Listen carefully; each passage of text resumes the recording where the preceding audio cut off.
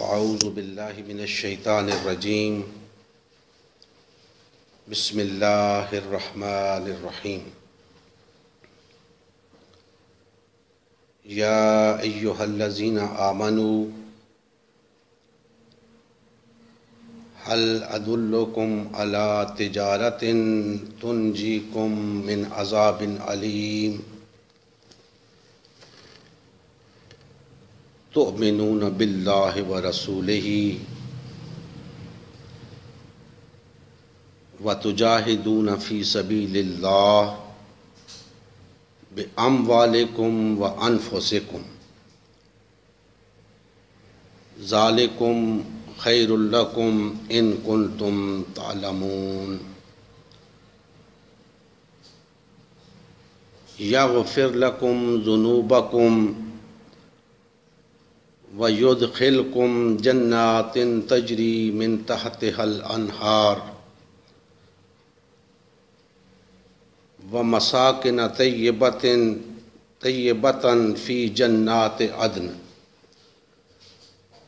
ذَلِكَ الْفَوْزُ الْعَظِيمُ وَأُخْرَى تُحِبُّونَهَا نصر من اللہ وفتح قریب وبشر المؤمنین صدق اللہ مولانا العظیم۔ محترم مسلمان بھائیوں، اللہ جل مجدہ کا احسان ہے جس کی توفیق و عنایت سے آج کے اس پرفتن دور کے اندر آپ احباب تھوڑا سا وقت نکال کر اس محفل میں حاضر ہوئے، اللہ کی بارگاہ میں حاضر ہوئے۔ اللہ پاک کی بارگاہ میں التجا ہے کہ وہ ہماری یہ حاضری اپنی بارگاہ میں منظور و مقبول فرمائے۔ میں نے آپ کے سامنے سورہ الصف کی آیات نمبر 10 سے 13 تک کی تلاوت کا شرف حاصل کیا ہے۔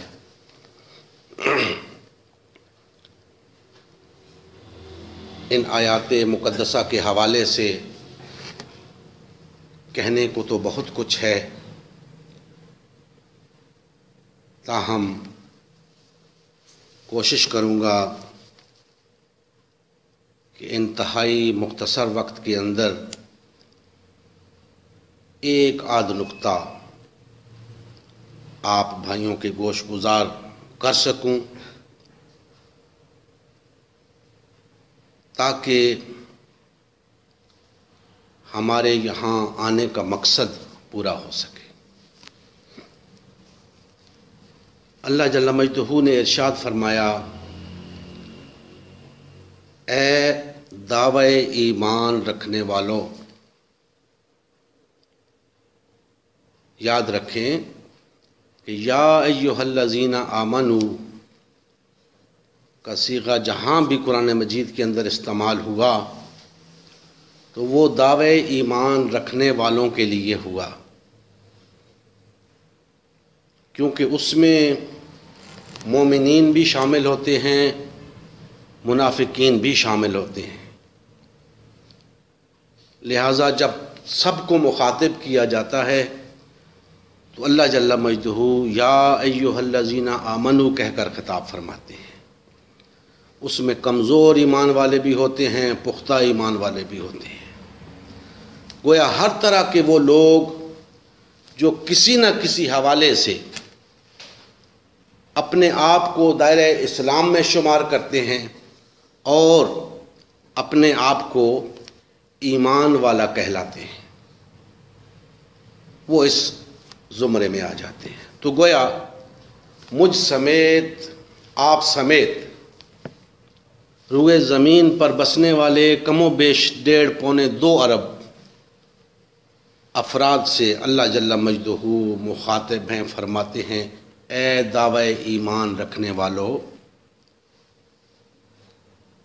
هل ادلکم علی تجارت، کیا میں تمہیں ایک ایسا کاروبار نہ بتاؤں، کیا میں تمہیں ایک ایسی تجارت نہ بتاؤں، تنجیکم من عذاب علیم، جو تمہیں عذاب علیم سے نجات دلا دے۔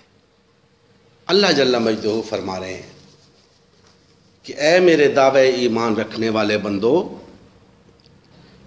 میں تمہیں ایک ایسا کاروبار بتاتا ہوں، ایک ایسی تجارت بتاتا ہوں جو تمہیں ہر غم سے نجات دے دے گی، ہر عذاب سے نجات دے دے گی۔ تو گویا اللہ جل مجدہ سوالیہ انداز میں فرما رہے ہیں کہ کیا میں تمہیں وہ کاروبار نہ بتا دوں جو تمہیں عذاب علیم سے نجات دے دے۔ تو اگر ہم اس پہ آمادگی کا اظہار کریں تو پھر اگلی بات بنتی ہے۔ اگر یہ 1.5-2 ارب افراد اللہ جل مجدہ کے اس وعدے پہ اعتبار کرتے ہوئے آج بڑے دکھ کی بات ہے، بڑی تکلیف دہ بات ہے، ہمیں 2 ٹکے کے لوگوں کی باتوں کا اعتبار ہے، اللہ اور اس کے رسول کی باتوں کا اعتبار نہیں۔ سن کر ادھر سے سن کے ادھر سے نکال دیتے ہیں، اللہ اور اس کی رسول کی باتوں کو کوئی اہمیت نہیں دیتے، اللہ اور اس کے رسول کی باتوں کی قدر نہیں کرتے۔ تو جو لوگ اللہ اور اس کے رسول کی قدر نہیں کرتے، ان کا ٹھکانہ جہنم سے کم نہیں ہو سکتا۔ اس بات کو پلے باندھ لیں۔ جن لوگوں کے ہاں اللہ اور اس کے رسول کی کوئی اہمیت نہیں، اللہ اور اس کے رسول کی بات کی کوئی اہمیت نہیں، اللہ اور اس کے رسول کی ذات کی کوئی اہمیت نہیں، تو اللہ کے ہاں بھی ان کی کوئی حیثیت نہیں۔ ایسے لوگوں کی اللہ کے ہاں بھی کوئی اہمیت نہیں۔ اگر ان ایسے لوگوں کو جہنم کا ایندھن بنا دیا جائے تو اس میں کوئی مذائقہ نہیں۔ دوستان محترم، جب اللہ جل مجدہ نے یہ وعدہ فرمایا کہ اے دار ایمان میں اپنے آپ کو سمجھنے والوں، آؤ میں تمہیں ایک تجارت بتاؤں جو تمہیں عذاب علیم سے نجات دلا دے۔ یا اللہ، ایسا کیا کاروبار ہے جو ہمیں اس دنیا کے غموں سے بھی نجات دلا دے اور آخرت کے غموں سے بھی نجات دلا دے۔ یاد رکھیں کہ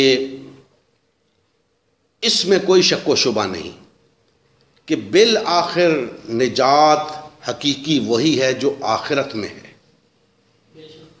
اس میں کوئی دوسری رائے نہیں۔ لیکن اس کے ساتھ ساتھ دنیاوی نجات بھی کچھ معنی رکھتی ہے۔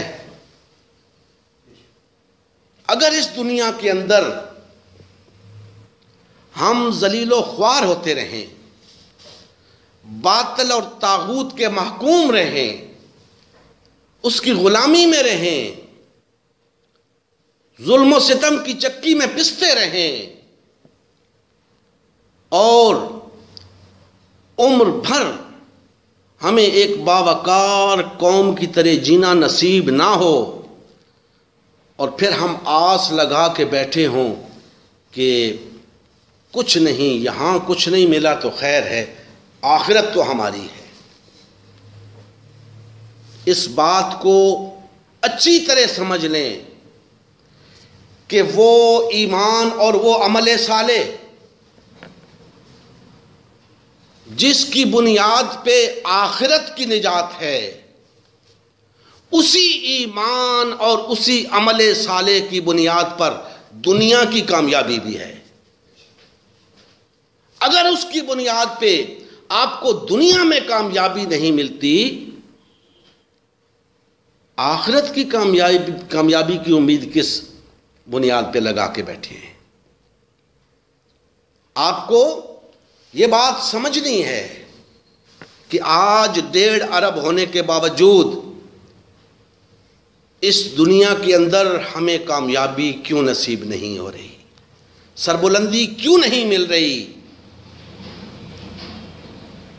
کیا ایسا تو نہیں کہ ہمارا دامن ایمان اور عمل صالح سے خالی ہے؟ اگر ایسا ہے تو یاد رکھیں، نہ صرف یہ کہ آپ کو اس دنیا کے اندر کوئی کامیابی نہیں ملے گی، پھر آپ کا آخرت میں بھی کوئی حصہ نہیں ہوگا، کیونکہ اسی ایمان اور اسی عمل صالح پہ دنیا کی کامیابی کا مدار بھی ہے اور آخرت کی کامیابی کا مدار بھی ہے۔ اور ایسی کوئی چیز نہیں جس کی بنیاد پہ ہم کہیں کہ کچھ اعمال ایسے ہیں جنہیں ہم ایمان اور عمل صالح کہتے ہیں کہ یہ دنیا کی کامیابی کے لیے ہیں اور یہ آخرت کی کامیابی کے لیے ہے۔ نہیں، وہی ایمان اور وہی عمل صالح دنیا کی کامیابی کے لیے بھی درکار ہے اور آخرت کی کامیابی کے لیے بھی درکار ہے۔ دوستان محترم، اللہ جل مجدہ نے فرمایا کہ اے دعوے ایمان رکھنے والو، اور تمہیں وہ کاروبار بتاؤں جو تمہیں دنیا کے عذاب سے بھی چھٹکارا دلا دے، آخرت کے عذاب سے بھی چھٹکارا دلا دے۔ یا اللہ، وہ کیا کاروبار ہے؟ فرمایا تؤمنون باللہ ورسولہ، اللہ اور اس کے رسول پر ایمان لاؤ۔ کس سے کہا جا رہا ہے دوستان محترم؟ بڑی غور طلب بات ہے۔ کس سے کہا جا رہا ہے؟ مجھ سے، آپ سے، ان 1.5 پونے 2 ارب سے کہا جا رہا ہے جو پہلے ہی دعویٰ کر کے بیٹھے ہیں کہ ہم اہل ایمان ہیں۔ ان سے کہا جا رہا ہے کہ تؤمنون باللہ ورسولہ، اللہ اور اس کے رسول پر ایمان لاؤ۔ اور پھر فرمایا وَتُجَاهِدُونَ فِي سَبِيلِ اللَّهِ، اور اللہ کی راہ میں جہاد کرو، بِأَمْوَالِكُمْ وَأَنفُسِكُمْ، اپنے مالوں سے اور اپنی جانوں سے۔ میں کہا کرتا ہوں کہ اس 6 فٹ کے انسان کے پاس ان 2 چیزوں کے سوا اور ہے ہی کیا؟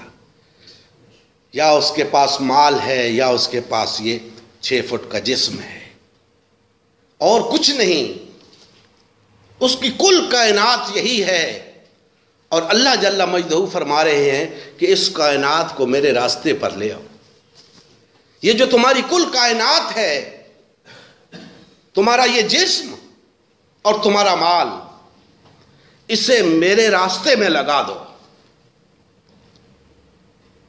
دوستان محترم، آج صرف اتنی بات آپ بھائیوں سے کرنا چاہتا ہوں کہ یہ اہل ایمان کو عذاب سے نجات دلانے کے وعدے پہ اللہ جل مجدہ نے جو کاروبار بتایا ہے کہ اللہ اور اس کے رسول پر ایمان لاؤ اور فی سبیل اللہ جہاد کرو، اپنے اموال کے ساتھ، اپنے نفوس کے ساتھ۔ آج فقط آپ کو یہ بتانا چاہتا ہوں کہ جب کوئی شخص دائرہ اسلام میں داخل ہوتا ہے، ادھر وہ داخل ہوا، ادھر اس پہ جہاد فی سبیل اللہ فرض ہوا۔ جہاد فی سبیل اللہ فرض عین ہے، یہ بات اپنے ذہن میں بٹھا لیں۔ جہاد فی سبیل اللہ فرض عین ہے، لیکن افسوس کہ آج ہمارے ہاں جہاد فی سبیل اللہ کے معانی بدل چکے ہیں۔ آج جہاد فی سبیل اللہ کو قتال فی سبیل اللہ سمجھا جاتا ہے۔ ایسا نہیں ہے، ان دونوں میں اتنا ہی فرق ہے جتنا 5 وقت کی فرض نمازوں کا اور نماز جنازہ کا۔ جہاد فی سبیل اللہ فرض عین ہے، قتال فی سبیل اللہ فرض کفایہ ہے۔ قتال فی سبیل اللہ سب پر فرض نہیں ہے، اگر اتنے لوگ نکل آئے جتنے درکار ہیں تو سب کی طرف سے فرض ادا ہو گیا، جبکہ جہاد فی سبیل اللہ یہ سب پر فرض ہے، ہر شخص پہ فرض ہے۔ آج میں انشاءاللہ آپ کو بتاؤں گا کہ در حقیقت جہاد فی سبیل اللہ کیا ہے۔ دوستان محترم، جو قتال فی سبیل اللہ ہے، دراصل وہ اس جہاد فی سبیل اللہ کی ایک آخری صورت ہے، جہاد فی سبیل اللہ کی سب سے اعلیٰ ترین صورت ہے۔ اب اس اعلیٰ ترین صورت کو جہاد فی سبیل اللہ کہہ کر باقی تمام جہاد سے روگردانی کی جا رہی ہے، اور عام لوگوں نے یہ سمجھ لیا ہے کہ شاید جہاد وہی ہے جو میدان جنگ میں ہوتا ہے، اور اس حقیقی جہاد کو بھول گئے جو اس جنگ سے پہلے کرنا ہے۔ تو آج میں اس حوالے سے چند باتیں آپ بھائیوں کے سامنے رکھنا چاہتا ہوں کہ دراصل جہاد فی سبیل اللہ کیا ہے۔ میں نے عرض کیا کہ جیسے ہی کوئی شخص دائرہ اسلام میں داخل ہوتا ہے، جہاد فی سبیل اللہ اس پہ فرض ہو جاتا ہے۔ بھئی کرنا کیا ہے، کیسے اس پہ فرض ہو جاتا ہے، کیوں فرض ہو جاتا ہے؟ دراصل جب کوئی شخص اس بات کی گواہی دیتا ہے کہ اللہ کے سوا کوئی الہ نہیں اور محمد صلی اللہ علیہ وآلہ وسلم اللہ کے بندے اور رسول ہیں، تو گویا وہ ایک عہد کرتا ہے اللہ کے ساتھ، اللہ کے ساتھ ایک عہد کرتا ہے کہ اے اللہ، آج سے میں تیرا بندہ ہوں، آج سے تو میرا مالک ہے، تو میرا خالق ہے، تو میرا حاکم اور فرما روا ہے، آج سے میں صرف تیری بندگی کروں گا، صرف تیری غلامی کروں گا، اور ہر طرح کی غلامی سے میں کنارہ کش ہوتا ہوں۔ دوستان محترم، جب وہ یہ عہد کرتا ہے تو اس کے اوپر ایک ذمہ داری عائد ہو جاتی ہے کہ یہ جو دین، جو نظریہ تم نے قبول کیا ہے، جسے تم اسلام کہتے ہو، اور دوسرے الفاظ میں اللہ کو اپنا حاکم تسلیم کرتے ہو، اب سب سے پہلی سٹیج جہاد فی سبیل اللہ کی یہی ہوتی ہے کہ اپنے آپ کو جہاد فی سبیل اللہ کے لیے تیار کرنا۔ یہ سب سے پہلی سٹیج ہے۔ جو شخص جہاد فی سبیل اللہ کے لیے تیار نہیں، وہ سمجھ لے وہ ابھی دائرہ اسلام میں داخل نہیں ہوا، وہ ابھی ایمان نہیں لایا۔ میں نے آپ کے سامنے آیت مبارکہ پڑھی ہے کہ اللہ جل مجدہ نے فرمایا ہے کہ تؤمنون باللہ ورسولہ وتجاہدون فی سبیل اللہ، ایمان لاؤ اور جہاد کرو۔ ایمان لانے کے فوراً بعد، یعنی اس اقرار کے بعد کہ اشہد ان لا الہ الا اللہ و اشہد ان محمدًا عبدہ و رسولہ، جہاد فی سبیل اللہ فرض ہو گیا۔ اب اگر کوئی شخص جہاد فی سبیل اللہ سے انکاری ہے یا اس سے بھاگتا ہے، اسے یہ بات جان لینی چاہیے کہ اس کا اسلام کے ساتھ ابھی تک کوئی تعلق قائم نہیں ہوا، ایمان ابھی تک اس کے دل میں نہیں اترا، اس کا یہ دعویٰ محض اقرار ہے۔ اگر وہ واقعتاً عذاب علیم سے نجات چاہتا ہے تو اسے جہاد فی سبیل اللہ کے لیے اپنے آپ کو تیار کرنا ہوگا۔ اب یہ جہاد فی سبیل اللہ کے لیے تیاری کیا ہے کہ سب سے پہلے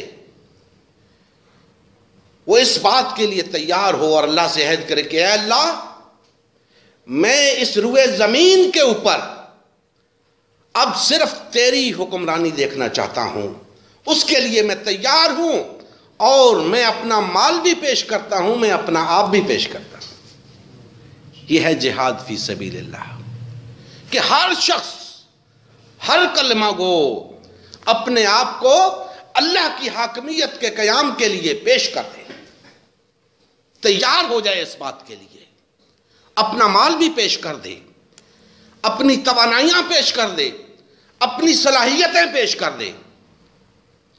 جب تک جہاد کی وہ صورت نہیں آتی جسے ہم قتال کہتے ہیں، اس وقت تک جہاد فی سبیل اللہ نفس کے ساتھ وہ یہ ہوگا کہ آپ اپنی توانائیاں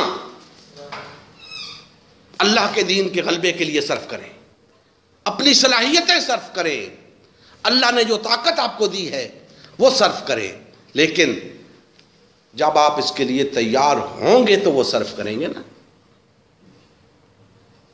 اسی لیے نبی کریم صلی اللہ علیہ وآلہ وسلم نے فرمایا ہے کہ جس شخص کے دل میں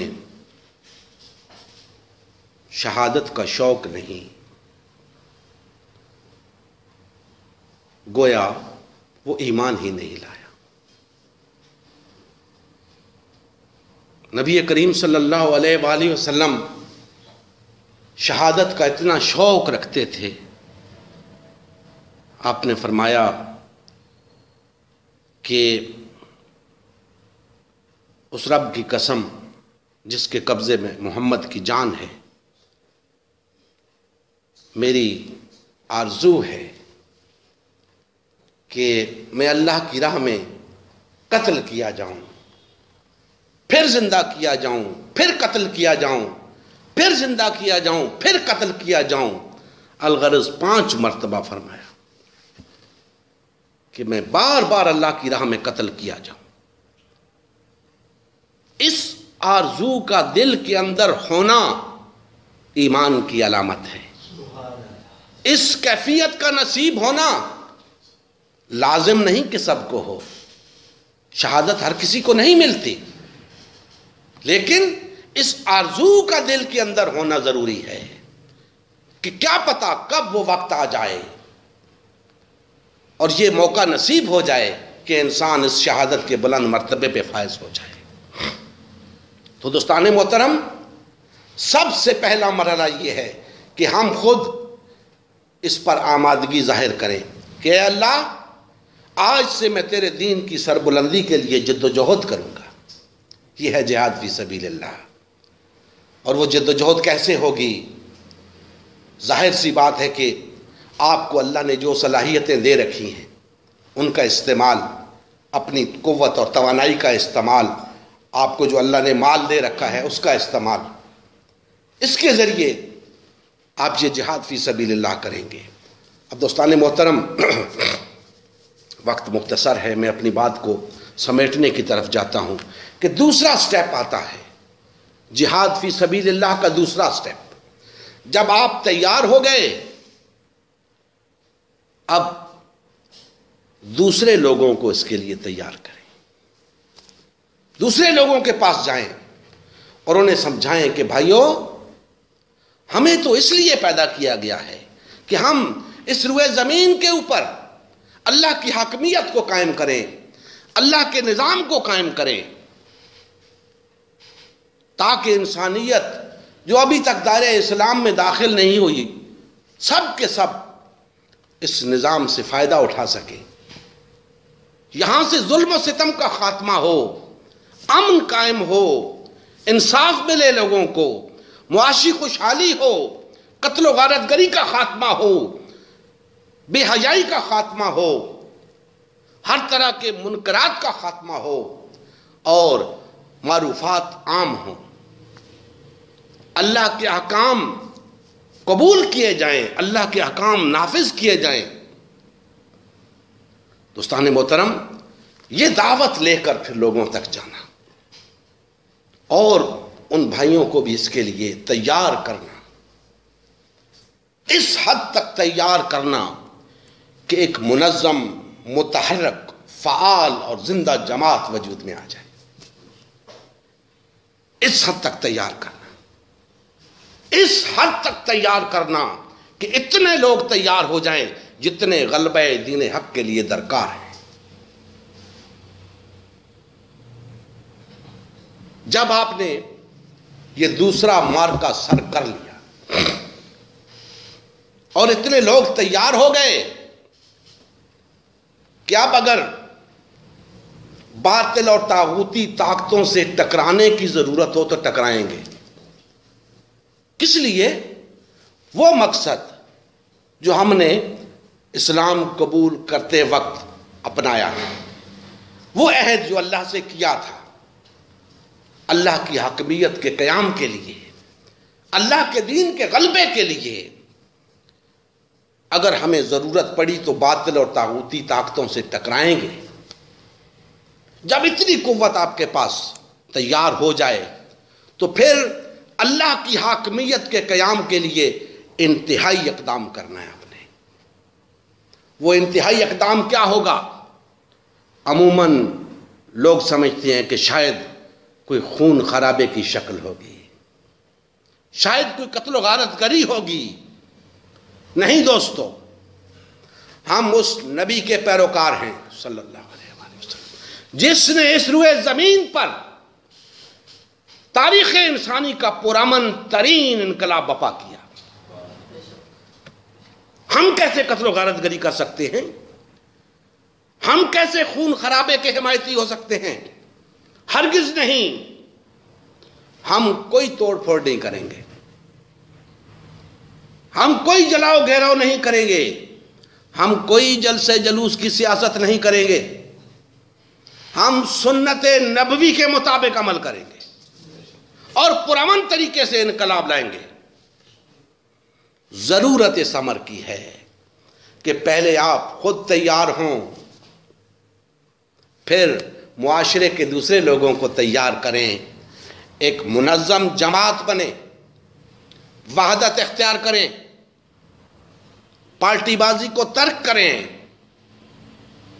اللہ کی بندگی میں آئیں۔ اللہ کی بندگی میں آئے بغیر اللہ کی حاکمیت قائم نہیں ہو سکتی۔ پہلے آپ اللہ کی بندگی میں آئیں، اس کے بعد آپ اللہ کی حاکمیت کے قیام کے لیے جدوجہد کریں، تاکہ اللہ کی حاکمیت کے قیام کے بعد اقتدار کی باغ ڈور جن لوگوں کے ہاتھ میں ہو ان پر کوئی شخص تانا زنی نہ کر سکے کہ دیکھو یہ اللہ کی حاکمیت کی بات کرتے ہیں، ان کے کردار تو دیکھو، ان کے اٹھنا بیٹھنا تو دیکھو، ان کا طرز عمل تو دیکھو، ان کی زندگی کی روش تو دیکھو۔ کوئی شخص انگلی نہ اٹھا سکے، کیونکہ وہ اللہ کے بندے ہوں، اللہ کے رنگ میں رنگے ہوئے ہوں، تب وہ اس بات کا حق رکھتے ہیں کہ وہ اللہ کی حاکمیت کا اعلان کریں۔ تو دوستان محترم، اس کے لیے ایک محنت کی ضرورت ہے، ایک جد و جہد کی ضرورت ہے۔ میں آج اس مختصر وقت کے اندر وہ سب باتیں آپ کو نہیں بتا سکتا، لیکن ضرورت اس امر کی ہے کہ ہم اللہ اور اس کے رسول پر ایمان لائیں۔ بعض بھائی برا مناتے ہیں کہ جی ہم تو ایمان لائے ہوئے ہیں، ہمیں پھر کہا جاتا ہے ایمان لائیں۔ بھائی میں نہیں کہہ رہا، اللہ کہہ رہا ہے۔ اللہ سے پوچھو اللہ تم سے کیوں کہہ رہا ہے؟ تمہارا وہ ایمان جس کے بل بوتے پہ آج تم دعوے ایمان رکھتے ہو، سن لو آج وہ ایمان کارگر ثابت نہیں ہو رہا۔ تمہیں پھر ایمان لانے کی ضرورت ہے۔ کیسے؟ جیسے ایمان لانے کا حق ہے ایسے ایمان لے آؤ، جہاد فی سبیل اللہ کرو تو ہو نہیں سکتا اللہ جل مجدہ تمہیں غلبہ عطا نہ فرمائے۔ میں نہیں کہہ رہا، اسی آیہ مبارکہ کو آگے لے کے چلتے ہیں۔ فرمایا کہ اللہ پر، اللہ کے رسول پر ایمان لاؤ، اللہ کی راہ میں جہاد کرو اپنے اموال کے ساتھ، اپنی جانوں کے ساتھ۔ تمہارے حق میں یہ بہتر ہے اگر تم سمجھو تو۔ اللہ تمہارے گناہ بخش دے گا، تمہیں جنتوں میں داخل کرے گا جن کے نیچے نہریں بہہ رہی ہوں گی، اور ان پاکیزہ مکانات میں داخل کرے گا جو جنتوں میں تیار ہیں، اور یہ بڑی کامیابی ہے۔ اور پھر آخر میں 13 نمبر آیات میں فرمایا وَأُخْرَى تُحِبُّونَهَا، اور ایک اور چیز آخر میں جسے تم پسند کرتے ہو، نصر من اللہ وفتح قریب، اللہ کی مدد تمہیں آئے گی اور ان قریب تمہیں کامیابی عطا ہوگی۔ کس کو؟ جو اللہ اور اس کے رسول پر ایمان لائیں گے، جو اس کے راستے میں جہاد کریں گے اپنے مال کے ساتھ، اپنی جان کے ساتھ۔ اللہ فرما رہا ہے کہ ان کے لیے خوشخبری ہے، وبشر المؤمنین، مومنین کو خوشخبری دے دیجئے کہ ان کے لیے اللہ کی مدد آئے گی۔ نصر من اللہ وفتح قریب، دو چیزوں کا ذکر ہے۔ پہلے اللہ کی مدد آئے گی، پھر فتح نصیب ہوگی۔ تو دوستان محترم، آج اللہ کی مدد کیوں نہیں آ رہی؟ فتح ہمارا مقدر کیوں نہیں بن رہی؟ صاف سی بات ہے، ہم ایمان نہیں لائے ہوئے، ہم جہاد فی سبیل اللہ نہیں کر رہے۔ تو پھر ایسی صورت میں ایمان لانے کی ضرورت ہے، جہاد فی سبیل اللہ کرنے کی ضرورت ہے، کسی کو برا منانے کی ضرورت نہیں۔ اللہ کا فرمان ہے، اللہ کہہ رہا ہے کہ اے دعوی ایمان رکھنے والوں، تمہیں پھر ایمان لانے کی ضرورت ہے اس طرح جس طرح ایمان لانے کا حق ہے، اور پھر اللہ کی راہ میں جہاد کرنے کی ضرورت ہے اپنے مال کے ساتھ، اپنے نفوس کے ساتھ۔ اور ایک تو تمہیں اس دنیا کے عذابوں سے چھٹکارا دلا دوں گا۔ آج 1.5 ارب ہونے کے باوجود باطل اور طاغوت کے ہاتھوں پس رہے ہو۔ باطل اور طاغوتی طاقتیں جہاں چاہتی ہیں تمہیں کچل کے رکھ دیتی ہیں۔ افغانستان میں کیا ہوا، فلسطین میں کیا ہو رہا ہے، عراق میں کیا ہوا، شام میں کیا ہو رہا ہے، چچنیا میں کیا ہوا، کوسوو میں کیا ہوا، بوسنیا میں کیا ہوا، ہر طرف کشمیر میں کیا ہو رہا ہے۔ کیوں مسلمانوں کو ہی کچلا جا رہا ہے؟ صرف اور صرف اس لیے کہ مسلمانوں نے دعویٰ تو ایمان کا کر رکھا ہے، ایمان لائے ہوئے نہیں ہیں۔ ایمان لانے کی ضرورت ہے، برا منانے کی ضرورت نہیں۔ ایمان لے آؤ، اللہ کی راہ میں جہاد کرو، اللہ تمہیں غلبہ عطا فرمائے گا۔ یہ اللہ کا وعدہ ہے، اور ہم مومن تب ہی ہو سکتے ہیں جب اللہ کے وعدوں پر یقین کرنے والے ہوں۔ جسے اللہ کے وعدے پہ یقین نہیں، اس کا ایمان کے ساتھ کیا تعلق ہو سکتا ہے؟ دوستان محترم، آج کی اس گفتگو کے اندر یہی بات آپ بھائیوں تک پہنچانی مقصود تھی کہ جہاد فی سبیل اللہ در حقیقت فرض عین ہے، اور ہم سب پہ اسلام قبول کرتے ہی فرض ہو گیا، اور اس کی ادائیگی کا طریقہ یہ ہے کہ پہلے خود تیار ہو جائیں اللہ کی حاکمیت کے قیام کے لیے، پھر معاشرے کے لوگوں کو اس کے لیے تیار کریں، اور پھر جب اتنی تعداد میں ہو جائیں جتنی کہ غلبہ دین کے لیے درکار ہیں، پھر آگے قیادت کا کام ہوتا ہے کہ آپ کو کس طرف لے کے جانا ہے، کس طریقے سے پھر اس آخری مرحلے کو طے کرنا ہے، وہ بتانے کا آج وقت نہیں۔ آج ضرورت ہے تو اس امر کی کہ خود تیار ہوں، لوگوں کو تیار ہوں۔